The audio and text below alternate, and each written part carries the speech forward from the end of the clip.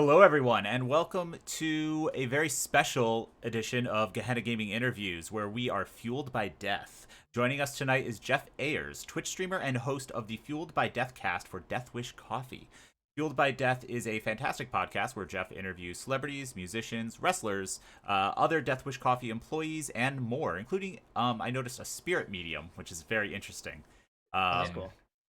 and other very interesting people of that nature. So you may all know Death Wish Coffee from our incessant praise of it and its delicious flavor, but you may also have heard of it by it is the world's strongest coffee and is also one still very delicious. And I have to praise the company itself for that fact. Very difficult to make a strong coffee that still tastes good. If you've never heard of Death Wish Coffee, I would recommend you go over to deathwishcoffee.com right now and order some. We'll wait. Three, two, one. And anyway, so welcome, Jeff. Thank you for joining us this evening. Thanks for having me, guys. This is a lot of fun. Yeah, thanks for coming on. I mean, I have been a pretty loyal customer of Death Wish Coffee for I don't even know how many years. And I think the very first time that I tried it was at might have been at Comic-Con Yeah. when you guys had the truck and you were giving out coffee to all the cosplayers and nerds halfway through the day when they had that kind of 3 o'clock lull. And it was like, oh my God, this coffee is strong, but it tastes good. Um, and listen, we finally had you come on. I mean, we've been harping on you for quite some time. I've been 2 months. subtweeting, retweeting, mentioning you on every single one of our streams, just kind of as a joke. And it means a lot that you're coming on and talking to us. So thanks a lot, man. Well, it actually means a lot that you first tried us at Comic-Con because I'm guessing that you're talking about New York. Yep. Because that's how I started kind of working with the company. Uh, Long story short, my oldest friend in the entire world is the head of the sales department, Eric Donovan, and he is also the third ever employee of the company. And about 2015 or so, him and another one of my friends, Kane, who still works for the company as well too, were like, oh, we really want to branch out into different areas from just coffee, because as a coffee company you can do coffee conventions all the time and it's just the same shit, like, I mean, like, whatever. So one of the areas that the owner, Mike Brown, really wanted to get into was comic books and the comic book industry, and they knew that I had ties to that industry because I was actually writing and reviewing comics and movies and television for a geek website called Fanboys Inc. at the time. Yep. And I brought them down to Comic-Con in 2015 and was like, this is your sandbox that you could play with. This is what could actually happen. And had them meet some creators and some people that I knew that dealt with the con, and people that went to that convention. And then cut to 2016, we were the official coffee of New York Comic Con. And Awesome. I was consulting for Death Wish at that time and bringing them down. We brought the truck down. We gave out free samples. Nice. Took photos with cosplayers like around the truck and everything. And actually got in trouble because we weren't supposed to have our coffee inside because Javits has a whole deal with Starbucks, like, because like all the Starbucks are in there. Yeah. And me and my buddy Dustin thought, we're not gonna get in trouble, so we took pump pots of coffee and we're just giving out coffee in Javits Center, and the security took us aside and was like, "You're not supposed to do that." And we're like, "Oh, okay, I guess we shouldn't do that then." Yeah. Like, do you want some coffee on our way out? Yeah. But yeah, and we've had a great relationship with the comic book industry since then. In fact, we've created our own comic book, Yeah. Odin Force, So good. which comes out hopefully every single year. We had a little bit of a hiccup last year, but we're working on issue 4 right now. There's 3 issues out now, and it's been a dream being able to do that kind of stuff. And that was my in with the company. That was before I was ever hired full time. Was just to basically consult with them to bring them into the comic book industry. Well, outside of your delicious coffee, one of my favorite parts about Death Wish is the marketing. I mean, from the kind of experiential kind of event marketing that you do at things like Comic Con, but also like your comic book essentially is a form of marketing, but my daughter loves it, for example. Yeah. Your emails that go out on a regular basis, I legitimately enjoy them. Like I look forward to getting You're such a marketing emails marketing from nerd. Deathwish. I kind of am, but it's more than just that. It's entertaining, it's good stuff, and all the shit that you put out on social media is amazing. So it's cool that there's somebody that kind of came ground level kind of nerd events. I'm going to go to Comic-Con, I'm going to check this thing out, and then I'm going to bring them along with me, and it just enhances the brand altogether. It's pretty cool. One of the greatest things about Mike Brown, the CEO and founder of the company, is he always wanted to create the world's strongest coffee. I mean, that was his idea. That was the antithesis of everything. He wanted to create a good cup of coffee, but he wanted to create a lifestyle brand. He wanted, like we always say, what we do is we fuel your passion. We obviously want to be the cup of coffee you put in your mug in the beginning of the day and as soon as you wake up in the morning, but we want to be the clothes on your back and the entertainment that you're enjoying throughout the day. And then hopefully, maybe the cup of coffee or the cold brew that you enjoy to kick off your after you get out of work or whatever. So we want to be with you your entire day. So his idea has always been nothing should be off the table, but we never want to be, for lack of a better term, we never want to be a poser. We never want to be a company who's just like, hey, fellow kids, you want some coffee? And with the comic book industry, that was the kind of deal. Like he was talking to me about it because he saw a potential to reach a market of fans who obviously enjoy one thing, comic books and, movies and television, things that are based into that, but then also obviously enjoy coffee as well. And how do we bridge that gap? And one of the ideas we kicked around very early on was that comic book idea.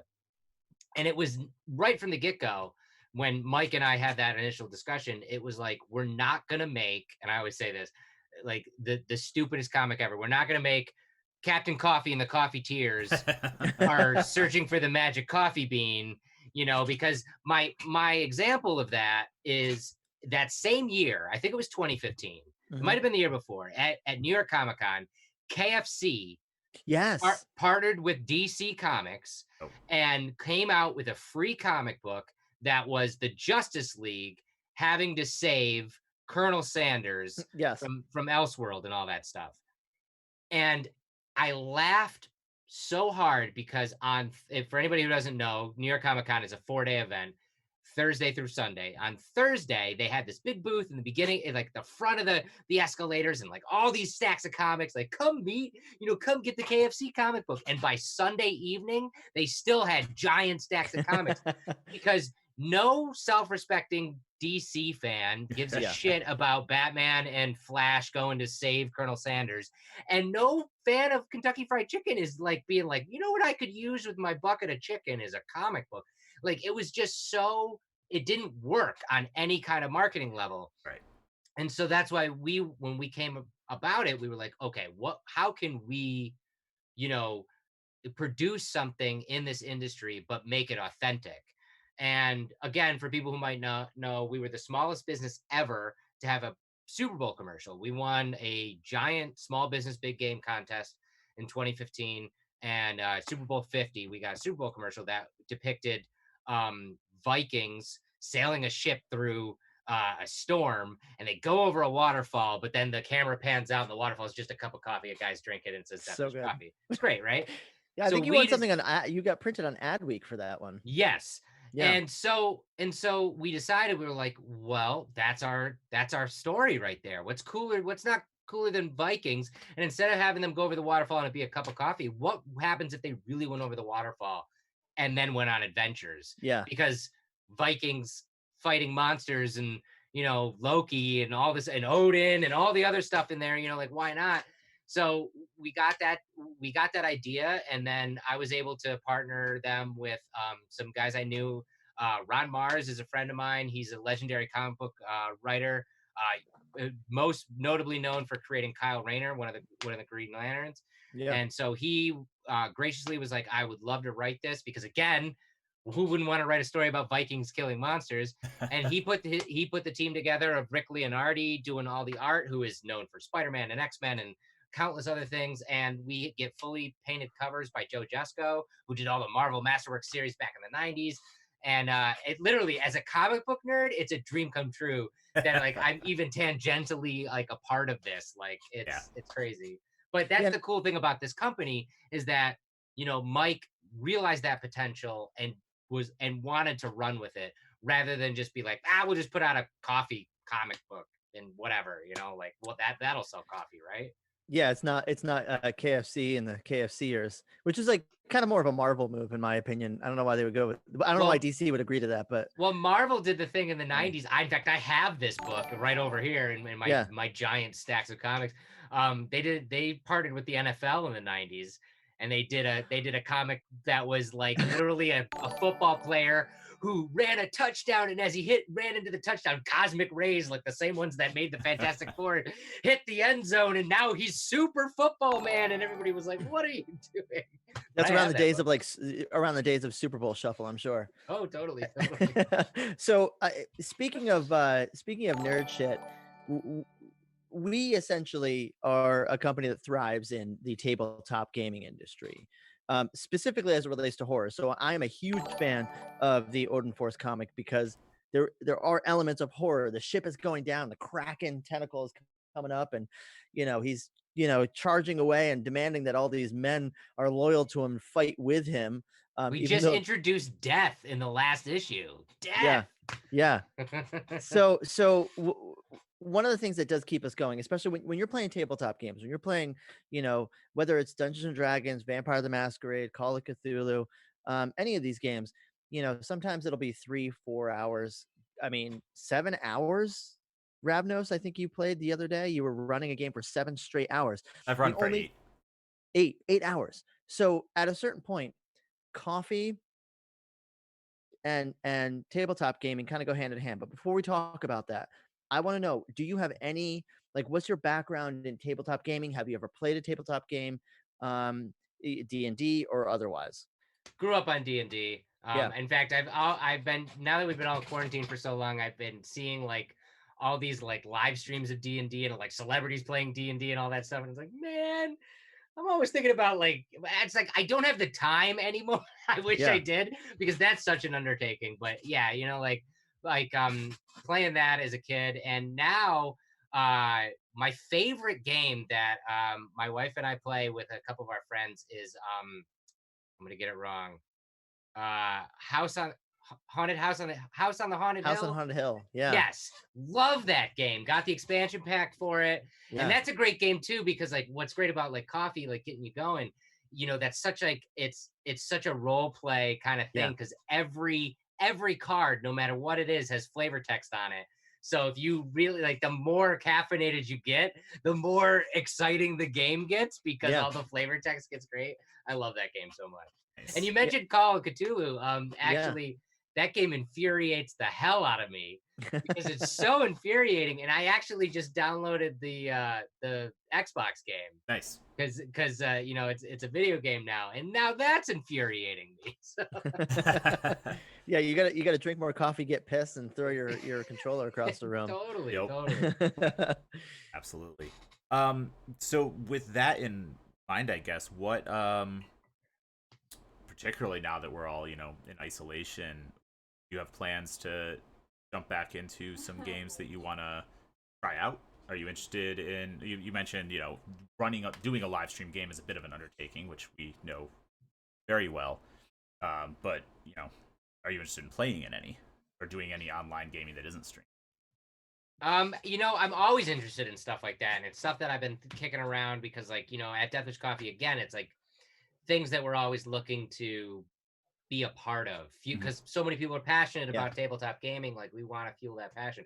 That's why I'm loving talking to you guys. I want to help continue to fuel what you do, like, because it's so rad. Like, and I'm always looking for new stuff. There's nothing like that I can say specifically, but I love watching streams like what you guys do that talk about games, or like finding new games, because that's like what I did with House on Haunted Hill. Or I saw who was it? Wesley Crusher there. And his table. Yeah, Will Wheaton and his tabletop thing, like talking about that game. And I was like, well, that seems like up my alley. And I went into my local comic book store and they had it on the shelf. And picked it up that day. I was like, well, I saw this online. I'm definitely check this out. And it's like become like literally my favorite game to play. It's kind of one of those things, right? Like you see, you see somebody play it, or you see someone talk about it, and you go, I've kind of been thinking about it, but now I got to. And there's so many game lines that were like that with me. And now since we started doing this, we've only been doing this for a year. Streaming or over a year? Gaming in general? Gehenna Gaming in general. A year and a half. Jesus Christ. Yeah. So yeah, so like we're coming across all these different game lines that I never really considered before, and I kind of wrote off for whatever reason, and now I'm like, ooh, I want to try all these games because I'm seeing so many people be passionate about it. And Will Wheaton's great because he has a way of like selling a tabletop, non-RPG kind of board game to you. And I'm not a board gamer, but every time I watch him play, like I want to play every single one of those. And House on Haunted Hill, I tried for that very reason. Is not just him, but many of the streamers that are between YouTube and Twitch that kind of feature these games. So it's very cool to see somebody just kind of nerd out, get excited, and play this stuff.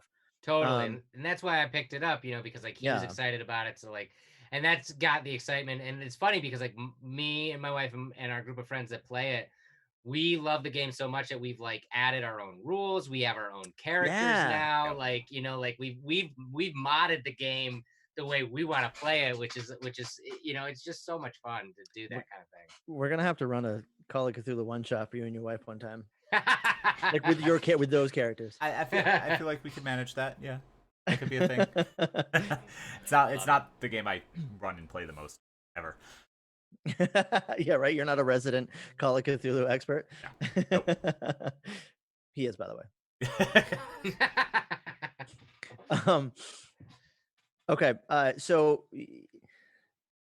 I'm, talking about coffee and gaming going hand in hand, right? Like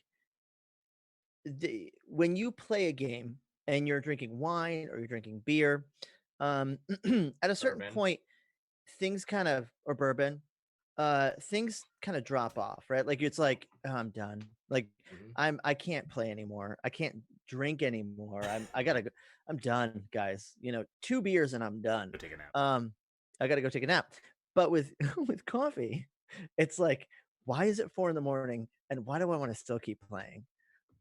And there's something cool about that, like fueling creativity and fueling a collaborative gaming experience. And is that something that you as a company have thought about, have talked about internally? 100%. And that's why we actually just came out with our new ready to drink line, because I'm a big proponent of drinking coffee in situations like this, and even pairing it, like take a shot and have some coffee or whatever, like, I like and but our new cold brew line, which is our canned cold brew, and we've got 2 versions right now, which is just straight black and also a slightly sweet version, which really is like, I'm not a big sweet coffee fan at all, sugar coffee, and it's really like a hint of that, which is really nice. And we're about to be coming out with a 3rd version, a latte version, which is a cream and sugar version. And 8-ounce cans, 300 milligrams of caffeine. I'm telling you right now, I still have trouble getting through a full can in a full like say like tabletop gaming system, like where like we're playing for a few hours or whatever. Yeah. And it's nitrogen infused, right? No, that was our old one. We actually did the nitrogen infused the first time. Yeah. And we just ran into a lot of problems with that. It's a whole other process that you have to go through. Now, that being said, we loved doing it. So I wouldn't be surprised if in a year or 2, we come out with another nitrogen infused cold brew product. But when we wanted to reintroduce our cold brew product, we just kind of cut that out because it was just, from a production standpoint, it's so many extra hurdles. It was just like, let's get rid of that and let's just come out with a really great tasting, great, fully caffeinated cold brew product. And they pop, right? Like the cans pop, like they bulge and stuff. The nitrogen ones do. Yeah. If you're not doing it right and everything, you need your whole facility. And we're not like, again, like we're a coffee company at the end of the day. So anything that we're doing when it's a cold brew canning and all that stuff, that's a bunch of other people we're working with. It's not like we have all of this stuff in house. If we were a canning company, sure, we could figure all this out and make it happen. But like we're at the mercy of working with a handful of other companies and people and stuff. So again, coming out with the product that we have right now, which is the cold brew, we're so freaking proud of, and I love it. I'm so addicted to it. Awesome. And it definitely helps my gaming for sure. So that said, I have yet to try the ready cold brew. I'm excited for it because I'm thankful that you did a just straight black coffee too, because I run into a lot of places that don't, and I don't take sugar in my coffee at all, so I appreciate that. 2 questions. First one is, are you a like, I use a French press and make my coffee that way, or do you just like throw a pot on into a drip machine and Well, when I was before I started working at the company, I thought that coffee came from the button that said coffee.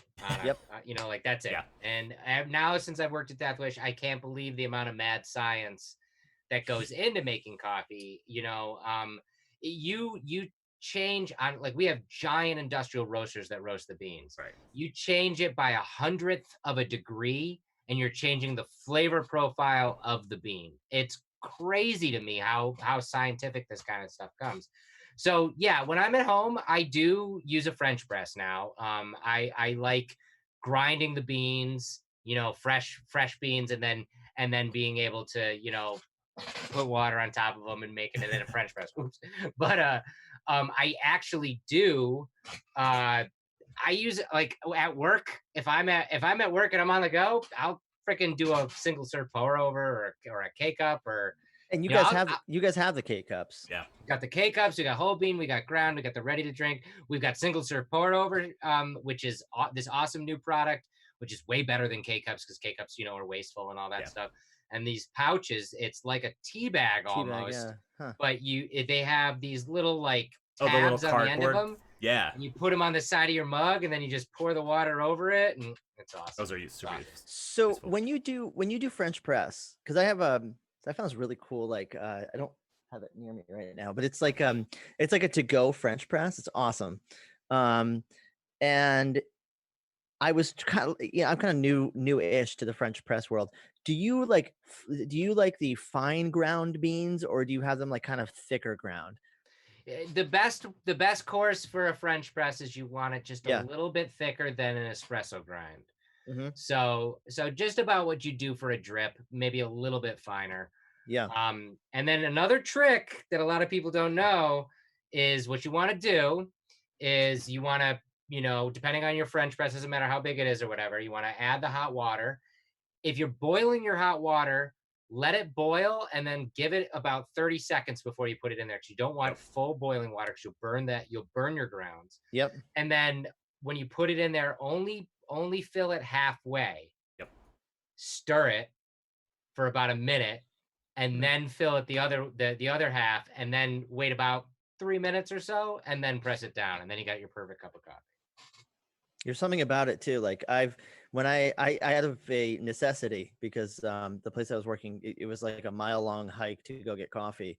And since I started drinking Deathwish, I've kind of become a little bit of a coffee snob, where I judge the other, like if it's like, I don't really drink any other coffee except for that. And if there is coffee available, of course I'll drink it, but I'll quietly judge. So it's there's something about it that's different than making it at home, right? Like it's different using a French press, because you could taste the sweetness that gets, I don't know, in like a percolator, it gets burnt out. I'm not sure why, but you can't taste the sweetness like you can with a French press. Well, the reason why is because with a French press or a Chemex, which is even better. Yeah. Is that like the gravity one or whatever? Yeah, it literally looks like a mad scientist kind of thing. Yeah. Basically what you want, whether you're using ground coffee or you're grinding your beans and using that, what you want is what's called coffee to bloom. You want the gases to be released once you hit it with the hot water, because the gas that's released is actually what's giving you that bitter taste sometimes. Yeah. In a drip machine, you can't release it. You know, like it literally is just in there, and all those gases are still in there, and it comes right down into your cup. So you're always gonna kind of taste that. And but we pride ourselves on a really clean cup of coffee and a really good tasting cup of coffee. and it's all that mad science. Right. It's a blend of Arabica and Robusta beans, which we were one of the first companies ever to try that. And the way that we do it, in the temperature and the ratios that we do it, creates this cup of coffee, which is, and I'm going to correct you from the beginning, it's we are the galaxy's strongest coffee, not just the world's, because our coffee has been now sent to the International Space Station twice. Nice. Is that for real? That is for real. That's amazing. Did you send a sticker with it? So here's the full story. Yeah. So on the podcast that I do, Fuel by Deathcast, when I started it for the company, I had a bucket list of people that I wanted to talk to.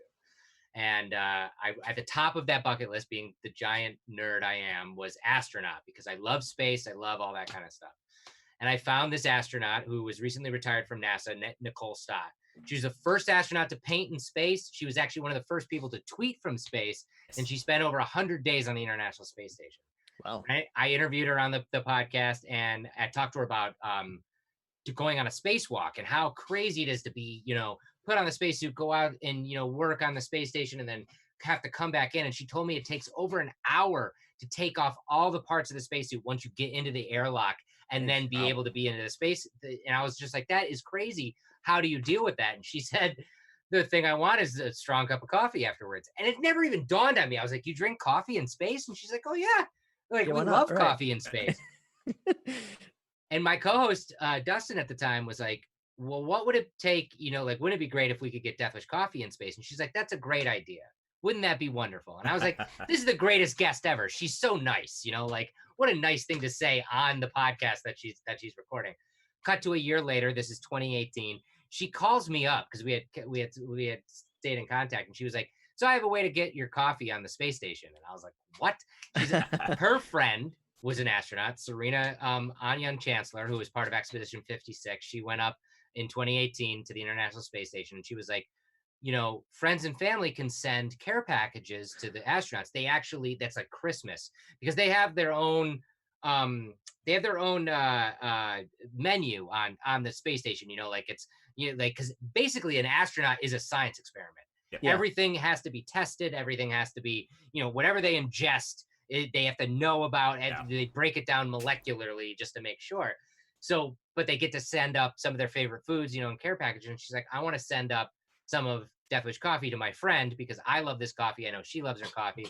So I'm going to put you in contact with NASA Food Labs. And I was like, okay. So I'm talking with NASA Food Labs, and they were like, well, you need to have the version that we send up, which is the freeze-dried version. And I was like, well, we're working on that. We were actually researching and developing an instant version of our coffee, because that is a giant market for that in China and Eastern Asia and stuff. So we were like, we got to develop something like that. And we were doing it. So we got to, as we're developing it, send it to NASA Food Labs, and they ran tests on it to make sure that it was good enough, not only for their astronauts, but for regular consumption, and liked it so much that they didn't put it in Serena's care package. They put it in the actual stores for the astronauts. They sent up 60 packs to the astronauts. That's in awesome. Expedition 56, and it went up there. And last year, we got sent up again as part of a student-run science experiment.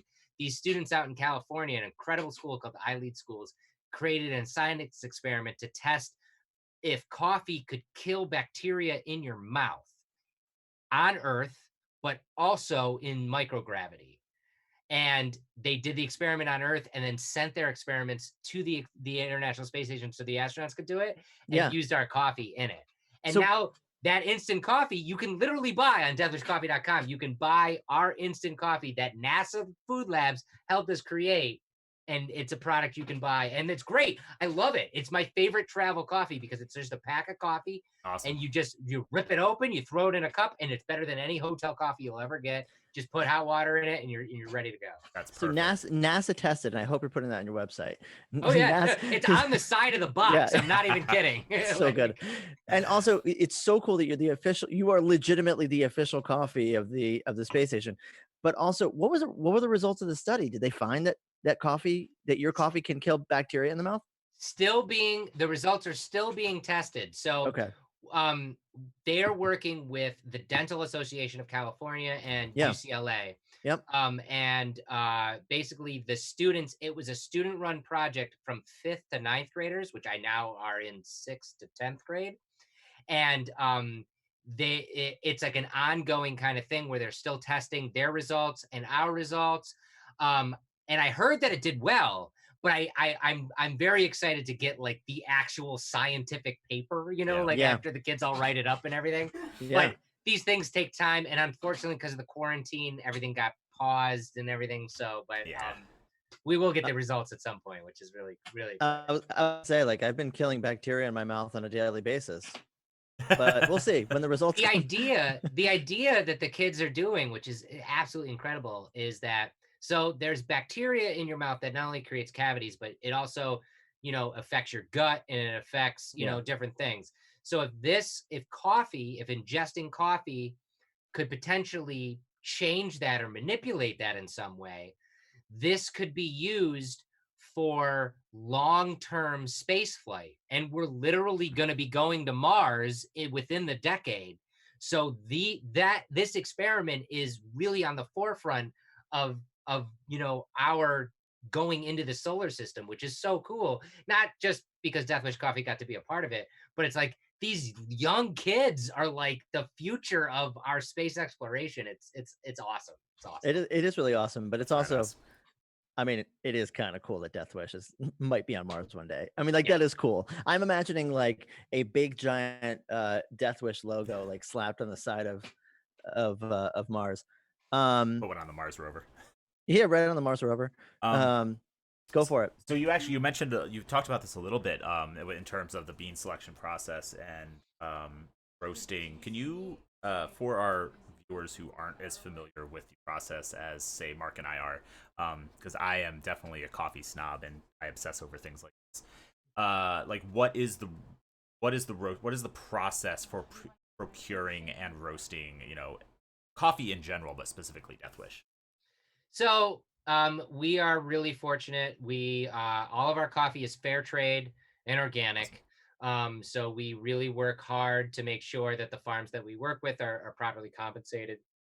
And we work with 2 specific farms. So our Arabica and Robusta coffee is from that we blend together to make the Deathwish blend. Is from a single farming community in Peru and another single farming community in India. And we get all of their green coffee. So coffee is actually it's a cherry. It's a fruit. Yeah. And the inside of that is the bean, and it's basically a green. It's a green bean when you get it, and we get those beans in, and then we roast the beans at specific, temperatures and frequencies and all that stuff, and that makes the oily black bean that you see. And what's really cool about the roasters, I didn't know this either, is that the beans, when they go into the roasters, they go through a like a 3-tier filtration process, because they come from the earth, so you're getting all the dirt off, you're getting all this stuff. But we found like bullets and screws and like random stuff sometimes, because like it's a farm. It's like who knows what's been on that earth, so it's like it rocks, little small pebbles, churches. And you're small rocks, but like that was my shitty Monty Python, but yeah, so like we filter all that stuff out, that we roast the beans, and we get them together. And what's great about our roasting process is it's a dry heat process, and we use incredible industrial roasters.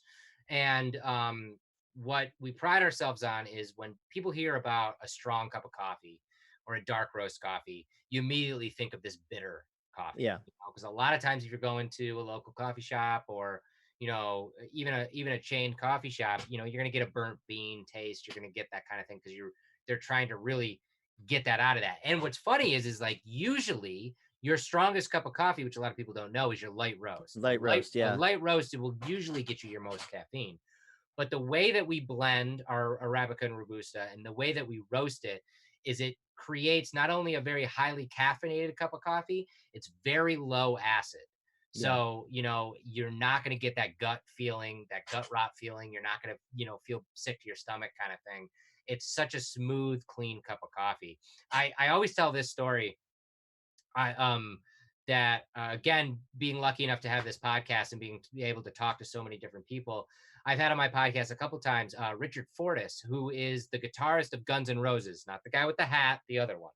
And Richard is a giant coffee nerd. He loves coffee, and because he plays with Guns N' Roses, has literally went all over the world drinking coffee. Literally has been on farms in Brazil and have picked like drinking cups of coffee that have been literally roasted right in front of him kind of thing.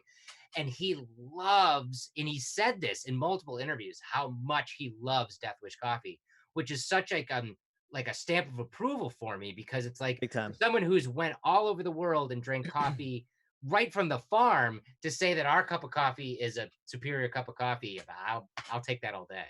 Yeah, that means a lot coming from a rock star who has been all over the place and has had everything from the best coffee in the world to the worst coffee in the world. Oh yeah. One thing I did want to talk about is Zach Wilde from Black Label Society, obviously. Never heard of him. No, yeah, right. Yeah. he's just some guy who plays guitar. No one really knows. Just some dude. You have Odin Force, right? Which is marketed as made Valhalla for Java, actually. I'm sorry, Valhalla Java. You're right. You're absolutely right. I apologize. Odin Force is the flavor text on the bag. Yeah, like the coffee brand is Valhalla Java. Yes. So you have Valhalla Java, which you say was developed for Zach Wilde. Mm-hmm. Now, two questions. Number one, how did you get involved with Wilde? Because that's awesome. Number two, what the hell does that mean that you developed coffee for Zach Wilde? Like, how involved was he in that process? So okay, so I'll give you the romantic rock star story, and then I'll give you the real story. Okay. The romantic rock star story, it goes like this. Like, a lot of our favorite rock stars that are older now, are sober. We all partied when we were younger. We all did drugs when we were younger, and thankfully, the ones of us that are still alive and made it through all of that, we're not doing that shit anymore.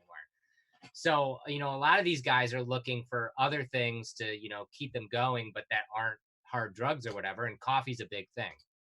The romantic rock star story is that right around the time Death Wish Coffee had started, Kerry King, from Slayer. Fucking Slayer. Yeah.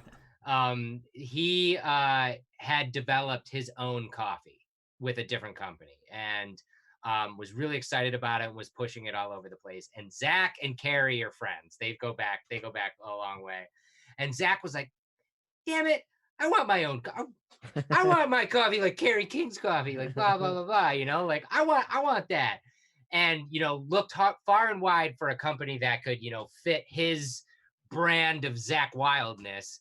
And lo and behold, found us, and that's how that was born. And that's the rock star story. He's actually told that story before. I've gravitated toward it, but the reality of the situation is that he was looking for a coffee. He wanted to put his name and his brand behind a coffee because he really enjoyed coffee. He doesn't drink or do drugs anymore. Like, he's done all of that. He really enjoys coffee, and he wanted to kind of branch out from just playing guitar and being awesome at it, And at the same time, Death Wish Coffee had just started out. This was like 2012, 2013. And we had just been on Good Morning America, so people had started to hear about us.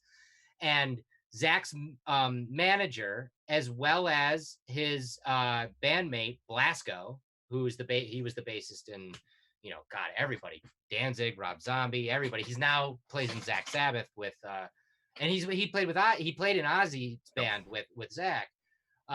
He was managing us, and he found Death Wish and contacted us directly and was like, hey, so I represent Zach, and we're looking to make a coffee. What do you guys think? Now, this is before I ever worked for the company, and there were literally like 4 people working for Death Wish at this time, like Mike and John and Eric and like one other person. And so, of course, Ozzy Osbourne's guitarist contacts you and is like, I want to make a coffee. Like, okay. Yeah, okay. Yes. So we say yes, and I know there are a lot of companies out there that work with celebrities or whatever, and sometimes it's just like, yes, this is so and so's thing. Here's their stamp, and that's it. Mm-hmm. Not the thing with Zach. We definitely went through taste testing with him. That's a whole different process. It's a different. We work with different beans for that blend than we do with Death Wish. It's a different roasting process. We went through a lot of different iterations, taste tests with him, and he signed off on the one that he wanted. And then we developed, logos and branding with him, which Zach's note is always it can be more shinier, it can be more black, Yep. and it can be more badass. If anybody who's watching this and hasn't followed Zach Wilde on social media, just go check him out on social media and you'll know exactly what the hell I'm talking about. Yep. And we just actually did a whole rebrand. We got a brand new logo and everything with it, which is so great because we love working with Zach and his wife Barbara Ann. I love those guys to death. In fact, not to throw it back to my own podcast again, but the 100th episode of Fueled by Deathcast, we flew out to LA and recorded with Zach in his recording studio, the Black Vatican. Nice. And Awesome. it was absolutely incredible. He's such a sweetheart, and so is his wife. They're like, they literally are part of the Death Wish family. We love working with them. It's such a great symbiotic relationship. Very cool. Yeah, it's very intertwined, right? Like Yeah. I mean, Zach Wilde and Death Wish Coffee are so as brands are so intertwined with one another, and it just seems so natural and authentic too at the same time. Because I get what you're saying. There's a lot of companies that'll do. I don't remember what the agency is. There's a company that basically makes consumable product, everything from like liquor to beer to I think Cradle of Filth just came out with a beer through this company. And then there's a tequila and it's like basically, are you a celebrity? Are you a band? You could slap your name on this thing and then call it yours, but it essentially is all kind of the same. Yep. Right. And it's a service that this company provides. Whereas with Zach Wilde and you guys, it seems very, very much authentic and an ongoing like love story between a rock star and a coffee company, which is very cool to see. It is totally, and it's great. And we're so proud of that product too, because I mean, again, Mike was always like, I want to do one product. And that's a great way to start a small business. It's like have a singular vision. He's like, I want Death Wish Coffee to be the world's strongest coffee. That's what I'm going to work on making, a good, delicious cup of coffee that's also very strong. And then when the Zach Wilde thing happened, it was like, oh, we've got this opportunity to make another blend, but it's not like Death Wish Light. It's not like, it's its own entity. Valhalla Java is its own entity. Whereas we consider Death Wish a dark roast, Valhalla Java is more akin to a medium roast. Yeah. It's still very highly caffeinated. It's not as caffeinated as Death Wish, but we're really proud. I love that. I switch between the two all the time, and I love it. And hopefully, we're going to be doing more with it in the future because we've started to branch out now, doing instant coffee, doing ready to drink cold brew, doing that kind of stuff. And the real true north of that is to rope in Valhalla Java at some point, but we don't do anything half-assed. It's not like we're just like, okay, we got Valhalla Java too, let's make it. It took us a while to make the instant coffee. It took us a while to make the cold brew to our standards before we're going to give it to you, and hopefully it'll be on your standards as well. And it's the same thing with Valhalla Java. It's like, we're not just going to port that over there. That's a lot of R&D. That's a lot of, making that product as good as possible. So awesome. So I'm actually going to swing it back around to something you said a little bit earlier. You mentioned your podcast, and obviously, Fueled by Death podcast or Fueled by Deathcast, you have a lot of guest interviews, and a lot of them are metal musicians. You've had everyone from, I think the most recently was Buzz from the Melvins and Phantomus. Today. Yeah. Which I'm a huge Phantomus fan, and Melvins, so that's awesome. You've had a lot of really fantastic guests on. You mentioned some of them earlier. Wrestlers, musicians, etc. Who is your favorite guest that you've had on? Oh, they're all my children. You're lying, sir. There's one that you're thinking of. Honestly, let me say it like this. Like, when we started this, the idea was, again, Death Wish is about fueling your passion. So so Mike hired me to make a podcast in that same vein. And that's where Fueled by Death came from. The idea of the show is very simple. We're all fueled by death. spoiler alert, we're all gonna die. But we Crap. all, every single one of us on this earth, want to leave the world a little different before we leave it for good. Whether it's the hobby that we love, or the job that we're in, or the dream that we've got, whatever it is, we're trying to do our part to do something to leave a little bit of our mark on this world. And so that's the antithesis of this show. So it was never about like, I'm only going to talk to musicians, or I'm only going to talk to celebrities, or whatever, you know. I recently talked to a guy who took our coffee up to the top of Mount Kilimanjaro, just to keep him fueled, you know, and just like that. And he had never done anything like that before, you know. It was just like literally a random regular guy like you and I, who was just like, I'm gonna climb one of the tallest mountains in the world just to try, just to see if I could do it, you know. And so like cool. that's what this show has really done for me. And you've mentioned it, you know, earlier, some of the people, like recently I got to go and interview a spirit medium in Lizzie Borden's house. Right. Yeah. You know, and stay the night with her. And it was crazy and spooky. And I actually contacted spirits, and it was nuts. And I've gotten to talk to so many different musicians and so many different, you know, people of all walks of life. I don't know what my favorite is. The one I always, there's a few that I always gravitate back to, though. One of them is I got to talk to an amazing young lady named Claire Weinland. She was diagnosed with cystic fibrosis, and she recently passed away last year at the age of 21. But she lived her entire life with this disease, which is a terribly debilitating disease. And the doctors actually told her she was only going to live until she was 8. And that conversation with her, she had such a handle on what death actually meant and what mortality meant. And I felt like that changed my life talking to her. And it was incredibly wild. And I still think back on that conversation. But you know, I've made some amazing friends talking to this, like my friend astronaut Nicole Stott. I've gotten to talk to some of my heroes like Zach Wilde, or Dr. Michio Kaku, or you know, you mentioned wrestlers. I just got to talk to Eric Rowan, which was incredible. That's awesome. It's tough for me to really say like I have a favorite guest. Yeah. Because I learn so much every time I talk to somebody, because it's a conversation. I try to make the conversation be entertaining, obviously, because I want people to listen to it. But I try to make it inspiring, because I feel like whether I'm talking to someone who's the biggest rock star in the world, you know, or this person who was an astronaut, or you know, an actor or something, or maybe it's just, like I said, some random person who literally just climbed a mountain. I'm trying to get to the core of why they do what they do, what fuels them to do the thing that they want to do. Because that's, at the end of the day, that's every single one of us. Zach Wilde was a kid who wanted to be a football player, you know, and his football coach had a son who played guitar. And Zach thought that was the coolest thing in the world. So he picked up a guitar, you know, and that's that minuscule step that can set you on a path to something completely different. And those are the types of stories that I come on every single episode talking to these people. Like just literally today, I dropped the episode with Buzz Osborne from the Melvins.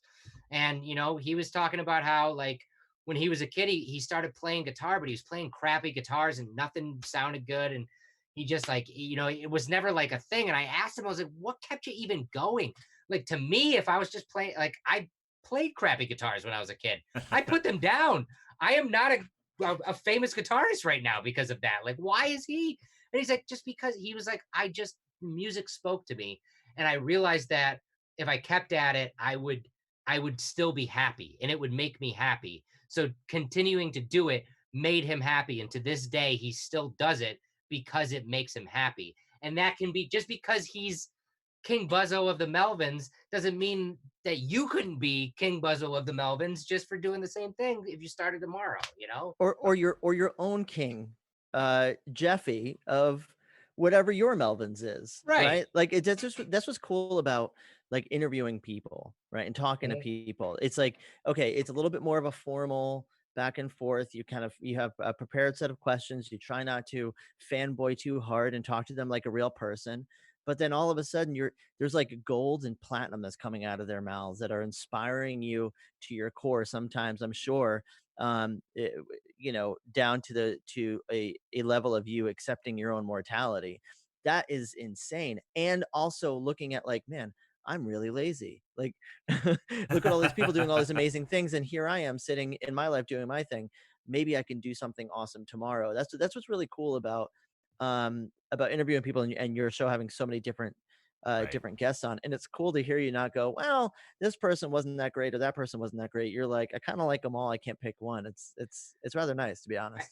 I'm so lucky to have this platform to be able to do this. And I'm really hoping that I'm putting something out in the world to inspire people, because like I know as a podcast listener myself, especially with a show like mine, like there's lots of interview based shows out there, and I pick and choose, on shows like that. It's like, oh, I've heard of this person, I'll click on this, or maybe that the little intro, of this person that I've never heard of makes me want to click on it, and I'll click on it. But I'm hoping that when people listen to these episodes, they glean that from it. They glean something that's inspiring. So like, even if you like knitting, or you like, tabletop gaming, maybe you'd want to go create your own, and like the only thing you have to do is start. Like, and that's Yeah. what I've learned through all of these conversations, is that, people have just had a dream, had an idea, had something that made them happy, and they just wanted to start doing it. And so they kept at it, and maybe they became successful, maybe they didn't. Awesome. I want to ask a favor. We're getting near the top of the hour here, but I do want to ask something maybe you might be interested in, maybe your company might be interested in. But I think it would be very cool if we had you and some of your colleagues on, just to do. I joked around about it earlier, but just to do a coffee fueled one shot, even if it's on your channel, we'd be more than happy to. I'd love to. I'd love to, and I'm sure I could rope in some of us too, because, Awesome. like I said, we love games. We love playing games at the company. Whether it's tabletop or video games, or hell, we have Nerf gun wars literally on the regular, to the point where we have been out of the office for so long that I feel like it's going to be pandemonium when we're finally allowed to go back to the office, because it got to the point where you would just hear the sound of cocking a Nerf gun, and everybody's got them at their desk, and everybody would just be on high alert, like, what the hell, like it's so, yeah, we love to have fun. So I yeah, 100%, let's do it. I'd love to do that. Hell yeah! Awesome. I think it'll be a lot of fun, especially right now. Everyone's kind of locked in, so we can kind of trap them in a Zoom screen. And I swear to God, you and the Wormwood Gaming folks are probably cut from the same cloth, because they do the same shit over there. Yeah, they do. That's awesome. Awesome. All right. So yeah, like Mark mentioned, we are nearing the top of the hour. So I think we can probably speed run a few questions if you want to Yeah. tackle the next one. I know I talk way too much. I'm No, sorry. not a problem. Not a problem at all. Yeah. So, quick one. The merch that you give away to all of your customers. So I'm a coffee subscriber, so I'm never running out. And if you like Deathwish coffee, I suggest that you do the same, because it sucks when you do run out. Like I did today. Yeah, it's the worst. So, but so you're giving merch away with every single shipment, but also it's not just stickers. You're also giving legitimate, like, good shit and good merchandise away. Um, why? Again, we want to be that lifestyle brand. We really are all about trying to make cool stuff. Like, we have so many amazing people who work for this company. And when we're ideating things, it's like, what would we want? Like, I like hoodies, so I want to make hoodies, or like bandanas. Or last year we made a pool float that looked like a coffin, because we were like, Yep. screw it. Like, I would like that, and I love it. I use it all the time. But like, like when it comes to like the subscription freebies, like you said, like the subscription platform that we have, we're really proud of. You get 15% off, coffee, and that's whole bean, ground, K-cups, or the new cold brew you can get on subscription too. And then whenever we try to do freebies to get people excited about this. So if you're going to order a bag of coffee on like any given day, maybe we're running a deal where that day you're getting a free bandana, or you're getting a free pin set, or when issue 4 comes out, you're going to get the free issue 4 of the Odin Force comic. So, like we just want to make it fun to like our brand. That I always say this, like, we're really proud of the cup of coffee we make, but we're proud of the community that we've built around that as well. And we love it when people want to rep our stuff or use our stuff, or, not outside of just the coffee that we're making. Because at the end of the day, you might love Folgers, but have you ever seen anybody in a Folgers t-shirt? Nope. No. No, So, and I've barely seen anyone drink from a Folgers cup. And Right. Death Wish coffee cups are your mugs are so good. There's a tankard that you have, which is like 2 or 3 cups of coffee in one. It's nice. the absolute best. You have a Twitch stream. Yes. I want you to tell people about that. I want people to find you, to subscribe to you, to watch you. Where can they? Okay, so it's twitch.tv/deathwishcoffee. Basically, we're just getting into it. We're just starting out there. Not only on the podcast side, which obviously comes out wherever podcasts are found, Apple, Spotify, the whole nine. On top of that, what else I do for the company is I do a lot of live streaming.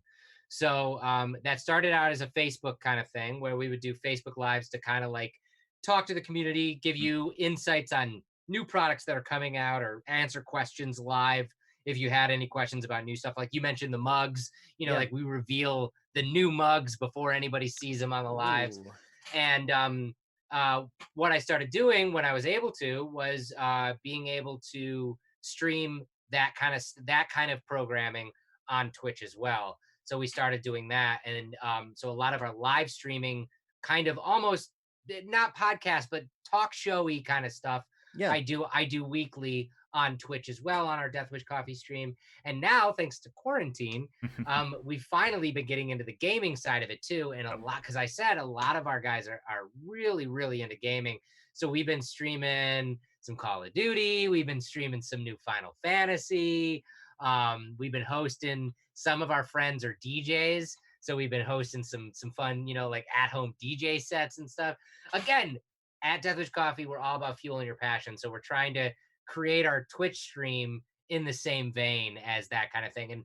And the idea is, as we grow this stream, I really want to bring in a lot of like the whole podcast side into it too, and like get a lot of these creators and these really cool creative people that I talk to, get them on lives and talking and interacting with our community and stuff like that. And sky's the limit, really. Awesome. So we had a good question come in on chat. I want to ask, what has been like the most unexpected inspiration for Death Wish Coffee? Good question. Outside of space, which was crazy. I mean, like, still to this day, being able to say that I worked with NASA is nuts to me, and that we sent our coffee into space. I got to go down to the Kennedy Space Center when the coffee was packed on the SpaceX rocket, and got to watch it go up into space. Nice. It was, and that's on a podcast episode if you want to watch it. I filmed the whole thing. It's crazy. It's so good. But what is the most surprising thing that has inspired us? Again, this is going to sound like a cop-out answer, but it's not. It's the community that we've built around our brand.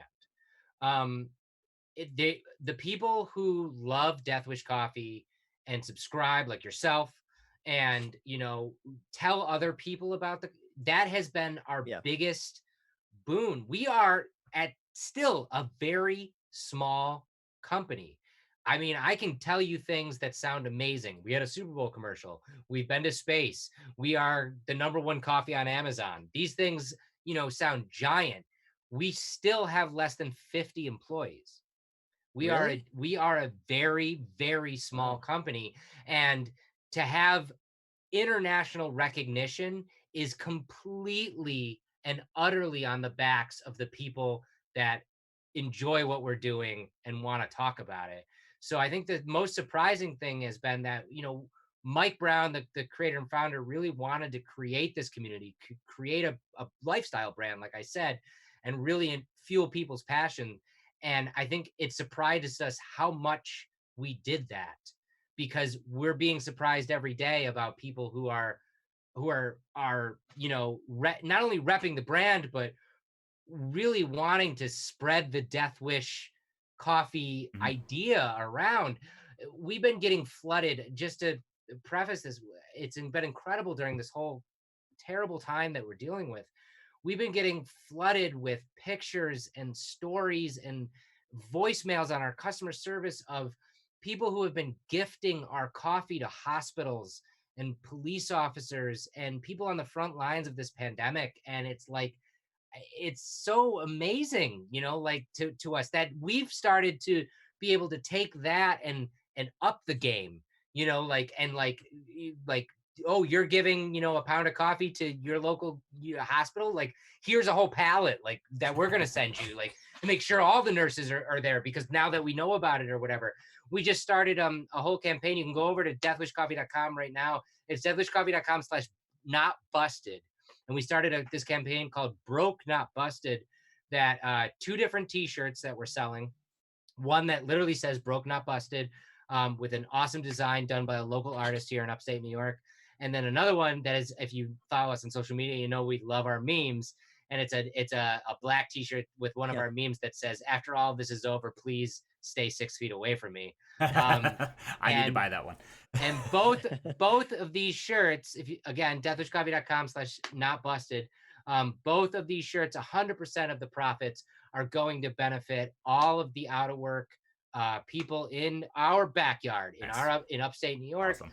All of the the restaurant workers, the baristas, the tattoo artists, everybody who hasn't been able to work from home.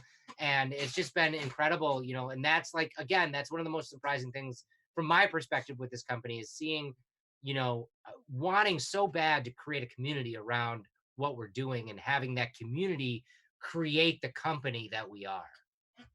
Yeah, well, and I know that, you guys, Death Wish has been feeling our passion. Our passion is horror and tabletop gaming. So I want to thank you. I want to thank your company. I want to thank Mike for founding this amazing company and creating this amazing product, which I personally am a huge fan of, and I will always gush over it. For years, I have been annoying all of my family members and friends, and now it's good. I'm living a dream right now having you on, Jeff. So I want to thank you so much for coming on and talking to us today. Awesome. I had a great time. I'll come back on anytime you guys want. Oh, hell yeah, dude. Come back again. We'll definitely coordinate a Call of Cthulhu game. You'll enjoy it. Oh god. I disagree. You're gonna see an angry Jeff, but that's okay. That's okay. It won't be. You can't do any worse than the 13-year-old kid who was playing in a game I ran who almost lit his father's character on fire. We almost had patricide. It was amazing. Awesome. Well, if there's fire involved, I'm super down. Awesome. Well, great. So, like we said, people can find you deathwishcoffee.com, twitch.tv/deathwishcoffee. Look up Fueled by Deathcast on all places where podcasts are sold. Anything else you want to shout out, talk about before we sign off here? I just want to say that what you guys are doing is amazing. I hope you guys do it for 100 years. And keep it up, because tabletop gaming is awesome. And horror is the freaking best. It really is. It really is. Awesome. Well, Mark, where can people find Gehenna Gaming? Well, you can find Gehenna Gaming on our website, gehennagaming.com, twitter.com/Gehenna Gaming or @Gehenna Gaming, Facebook, Gehenna Games, twitch.tv/Gehenna Gaming. We obviously have the Gehenna Gaming podcast, which we are going to release a very special episode this Sunday. Another interview episode, I believe. Maybe. Clara Habal, perhaps? Maybe. And everywhere else where Gehenna Gamings are found. Google Gehenna Gaming, you'll find it. Awesome. Yeah. Well, thank you everyone who tuned in on Twitch. Thank you everyone who listens to this episode on our podcast in the near future. And we will see you all again very soon. Holy shit, we did it. Death Wish Coffee's here. Holy shit. Success! Hooray!